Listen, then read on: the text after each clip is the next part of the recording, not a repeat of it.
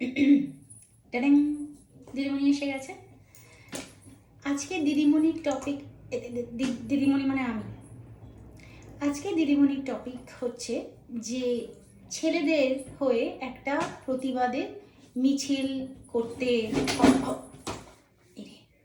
প্রতিবাদ করতে কি ডাস্টবিনটাই ভেঙে দিচ্ছি না, না না, সিরিয়াস ডাস্টবিনটা ভাঙলে চলবে না, দাঁড়াও। ওকে, আজকের প্রতিবাদের মিছিলটা হবে ছেলেদের নিয়ে। টপিকটা হচ্ছে যে ছেলেদের কেন এই বার্ডেন দিয়ে বড় করা হয় যে তাদের ভালো করে পড়াশুনো করতে হবে, কারণ তাদের চাকরি পেতে হবে, নিজের পায়ে দাঁড়াতে হবে, ফ্যামিলিকে দেখতে হবে। আমার অবাক লাগে যে মেয়েদের নয় কেন, মেয়েদেরও ইকুয়ালি বলা হোক যে ভালো করে পড়াশুনো করো, চাকরি পেতে হবে, নিজের পায়ে দাঁড়াতে হবে, নিজেকে দেখতে হবে, ফ্যামিলিকে দেখতে হবে, একটা কনফিডেন্স আসবে তোমার। ছেলে মেয়ে দুজনকেই ইকুয়ালি এটা বলা হোক, শুধু ছেলেদের কেন?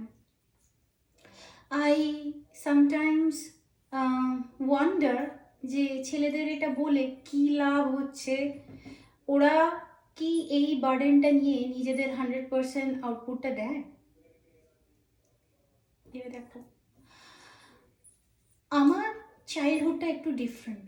আমার একটা ভাই আছে, আমার মা সারা জীবন ছাত্র পড়িয়েছে, বাবা সারা জীবন চাকরি করেছে।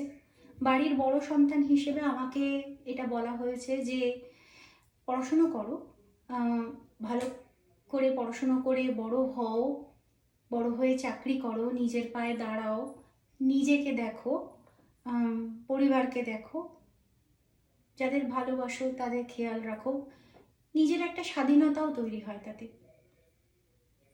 ছেলেদের মানে আমার ভাইকে কখনো আলাদা করে এটা বলা হয়নি যে তুমি ছেলে বলে তোমাকে তো ডেফিনেটলি চাকরি পেতে হবে। বাট আমি কিন্তু এটা পড়েছি এবং শুনেছি যে অনেক ছেলেদের বাড়িতে ছেলেদের এই বার্ডেন দিয়ে বড় করা হয়।